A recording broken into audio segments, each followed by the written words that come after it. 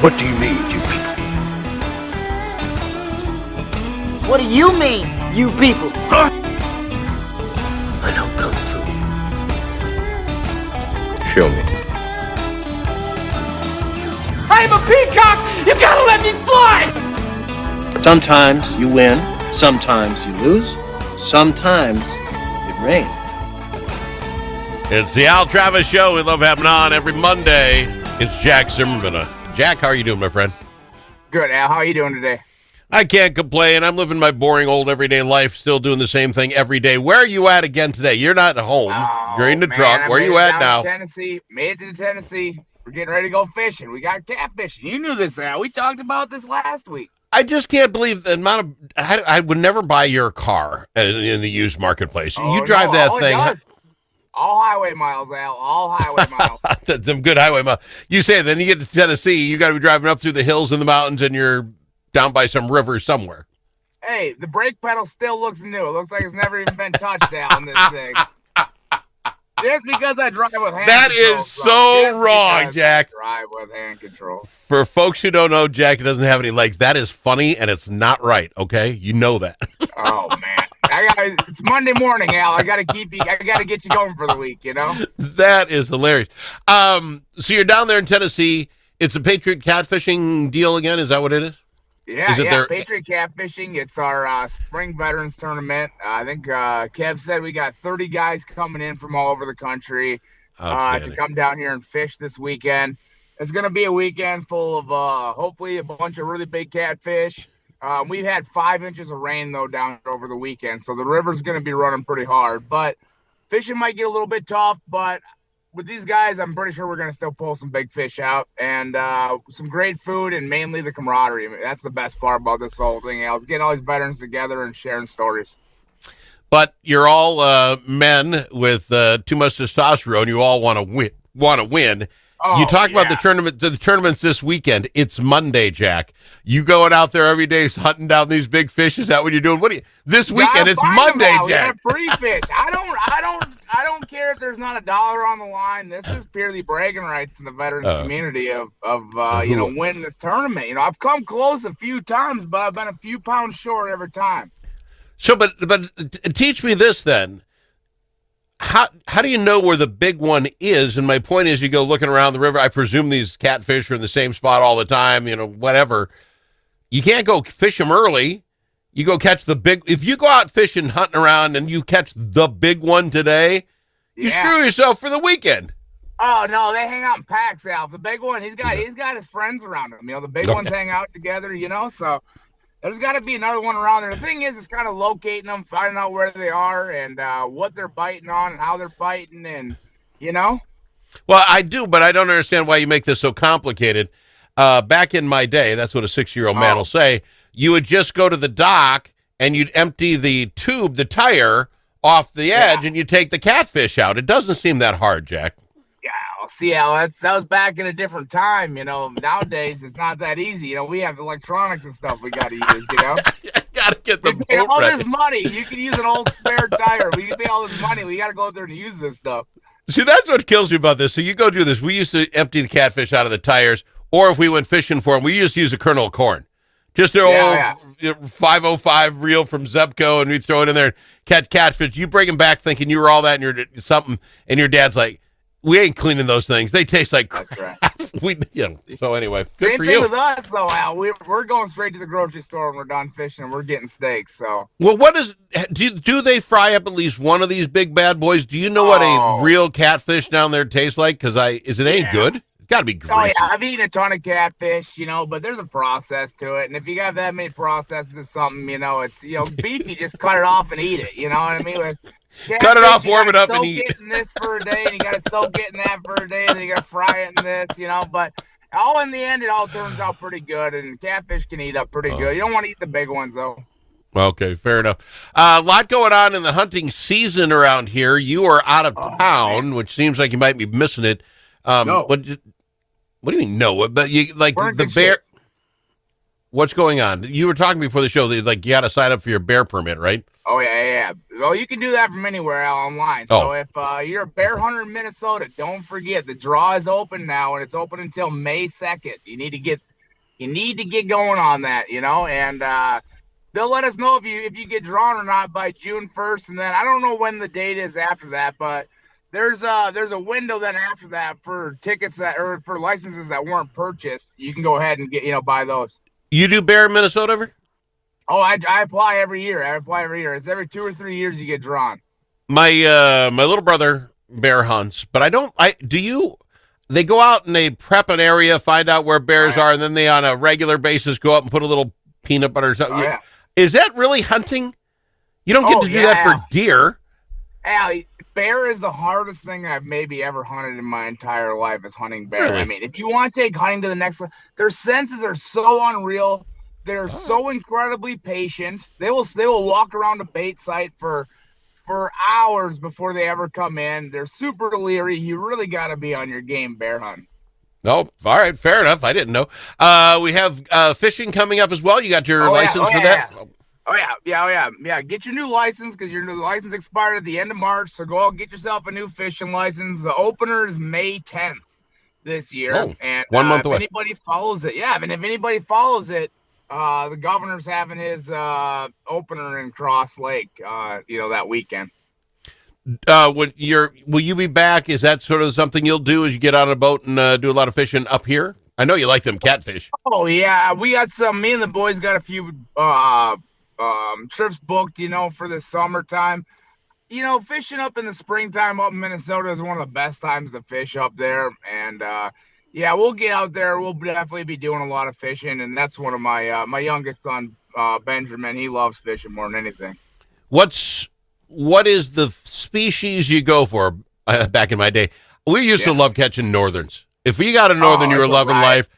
My best friend when we were out of college, he was a smallmouth bass guy, and it's different fishing. Do you have one you go for? What is your, who doesn't like a crappie and a sunfish off the dock if you're going to get one and clean one and have lunch? Yeah, that's me. I love catching crappies. That's kind of one of my favorite things to catch in fresh water. I love going and catching walleyes. Don't get me wrong. That's a little tough to do around southern Minnesota, so we'll go up north this summer and do that. But, yeah, I mean, just catching crappies around the house. But my youngest son, Benjamin, he just loves catching bass. That's all he can think about. Love it. And that's all coming up. So get your license, what'd you say, May 10th? That's a month. Yeah. All right. Yeah. That's the opener for fishing. But don't forget, April 16th, turkey season opens. That's what we're real fired up about, Al. Turkey season in Minnesota? Yeah, April 16th it opens up, and it runs all the way to May 31st. And the kids, they can hunt the whole time. Or if you're hunting with a bow, you can hunt that whole time. If you're hunting with a shotgun, you got to buy their split seasons. Why in the world did I think that was like a fall sport? You really do turkeys now? How thin are they? I mean, really? Well, yeah, you have to think about it, Al, because like in the fall, we hunt the deer and stuff because that's when they're up. They're rutting, that's when they're moving around. That's the best time to harvest them. Well, that's what the turkeys are doing now. They're all rutting around and trying to gain their. You can shoot turkeys in the fall too, but it's the best to hunt turkeys in the spring because they're real vocal, territorial. And the best thing is it's just so cool turkey hunting because you get to actually have a conversation with them and get them to come to you, You and I got to go out sometime. That'd be a lot of fun. I got to fly. We got to go to break. We'll come back. I want to talk some sports with you as well. He's Jack Zimmerman on the Al Travis Show. Dust from livestock buildings can be harmful to your animals and to you. Coughing animals can lead to costly vet visits and other serious health problems. Now there's an environmentally safe solution for your dust problems. It's called Dust Lock. Dust Lock can control the dust all summer long with just one application. Protect your animals and your health with Dust Lock. Learn more at dustlock.com. All the special interests are represented in St. Paul. But who speaks for you? Center of the American Experiment does. Our policy fellows dig into the tough issues that matter to you and offer common sense solutions on education, taxes, crime, and energy. American Experiment is the trusted, nonpartisan voice of Minnesotans like you. We are working every day to make Minnesota a better, safer, more prosperous place. We are American Experiment. Go to americanexperiment.org to learn more.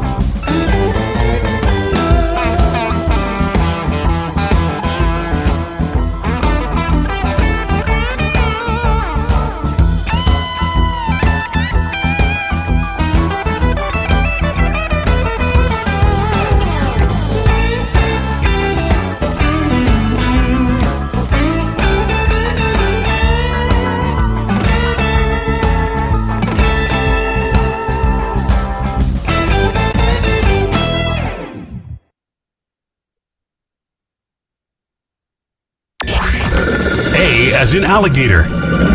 L also in alligator. But it's not alligator. It's the Al Travis Show. And we've got him, Jack Zimmerman, on the program with us. Jack, all this different stuff you catch in, like the fish and that sort of thing, the turkey, do you barbecue it at home? You run it over an open pit? What's your jam? I got a Traeger grill, used by the way. You can't go wrong. I put a pork loin on that thing this weekend. Is absolutely the best thing I've ever had. You can't go wrong with a Traeger. What kind of grilling do you do, or what do you do with it when you have your preferred method? Man, if I can do anything with some game meat, I'm absolutely trying to turn them into like steak bites, you know? Yeah. And love frying them and then throwing a little seasoning on top of them. That's the best way to do it. That's really big. They call it fritters down here in Texas. Man, it is good. But, no, I mean, that's my favorite way to do it. And season them up good with some of that Grandpa's, and you got yourself some. Oh, there you go. Grandpa's barbecue sauce. Now they have the dry rub. It is over the top. That's what I'm saying now. You sprinkle a little of that over them fried steak bites. It's about perfect. It is. Do you have a favorite barbecue place? You go down south a lot. You must be finding some good places to eat down there. It ain't even fair, Al. In Texas, you can throw a rock and hit a barbecue joint down there, and I can't throw very far either. And it is, and it's all so good down there. I swear, everybody that doesn't own a barbecue joint, all the friends, they trade off on who's making the brisket that week. It is just, there's barbecue everywhere. But then I get back to Minnesota, and I can't find barbecue anywhere. You go to northern Iowa, you can find maybe a little bit of barbecue here or there, but I can't find good barbecue in southern Minnesota or northern Iowa anymore. Yeah, it's a shame. There's this guy, I'm going to give him a free plug too, TNT. He's out of Mankato, I believe, but he's got a barbecue truck or whatever he goes around. He happened to stop in Blue Earth.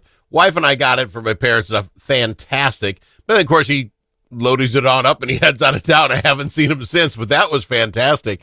We don't have good barbecue, and I don't understand the reason for it. Who doesn't love barbecue? I need listeners to help me. I need listeners to help me out. Anywhere in Minnesota, southern or northern Iowa, you tell me where the best barbecue joint is, Al. I'll hit it, and I'll come back with a review, and I'll tell you who the best one is. All right, let's do that. You send me your name of the best barbecue shop anywhere in Minnesota here, al@altravisshow.com, al@altravisshow.com. We'll make the list. We'll try them out. I'm going to throw it out there because they're not a sponsor of the program. I'm a Famous Dave's guy. If you just want a quality that you know is there, I go to Owatonna. That's my closest one. We wing by, we buy it. I mean, yeah. But that's as close as it gets. Right. It's consistent, though. You know what you're going to get, but I'm not looking for Main Street stuff like that, Al. I'm looking for small town stuff. I mean, I want the guy that knows what he's really doing, not just the guy that gets hired.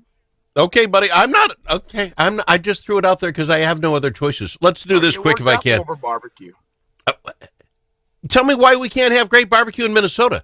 Because we're not down south? What does that mean? I don't know. Okay. Real quick, NCAA action. UConn rolls over South Carolina 82-59. Nothing against the women's game, but the last thing you want is your finals to come down to a 30-point blowout. I mean, it's too bad. Good for UConn. But your thoughts on today's game and the fact that Duke isn't in it. It's Florida and Houston. Oh, you looking mad.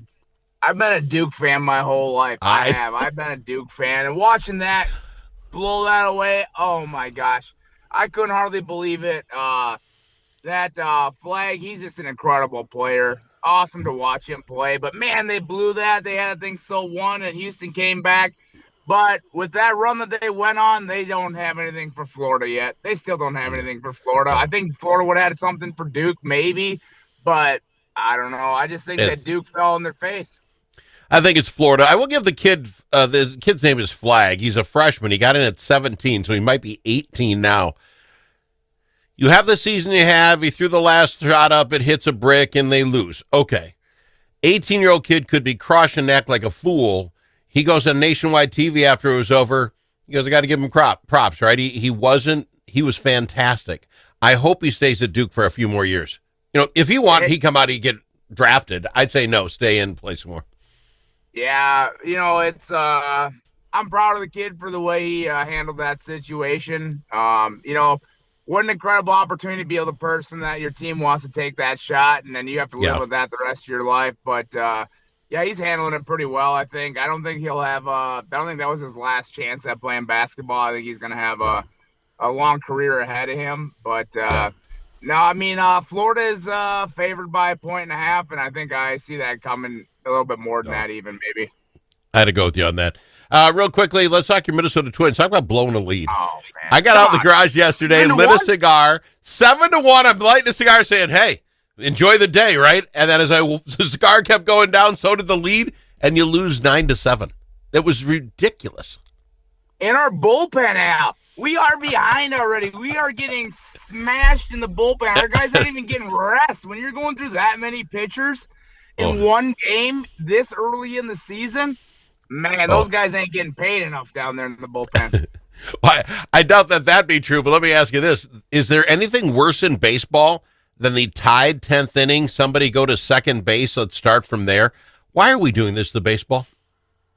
I think that when it goes into extra innings, I think they're trying to get the game wrapped up at some point, and trying to create scoring. And I think people like it when you have an opportunity to score. It adds a lot of excitement to the game. I get where you're at, though. I mean, it's baseball. You got to get there. You got to earn it. Exactly. Well, when you and I used to talk NASCAR a ton, it's the end of the race. It's the end of the game that's most exciting. And you're like, oh, well, let's just change the whole thing up now. We did 9 of those innings. Let's do something different. If you really wanted to just be scoring, good. Put a guy in second base every inning. Let's play it like it's 6th grade T-ball. And what happens? How do you ever go back from this? If it doesn't work, if it's awful, how do you ever go back from this? Like, we're just kidding. Don't put the guy on second anymore. That was just wipe that era off. Hey, Jack, we got to fly. I didn't get to talk about your book. I'm sorry. How does someone go about picking up the great book, Beyond 5 Minutes, Lessons of a Wounded Warrior's Life Outdoors by Jack Zimmerman? How do they pick it up, buddy? Go check out all my stuff at jackzimmermanmn.com or follow me on social media at Jack Zimmerman or on Instagram, Jack Zimmerman23. My boy, I appreciate you. Go enjoy yourself. Good luck in the catfishing. We'll talk about it on Monday. Thanks, Al. Talk to you soon.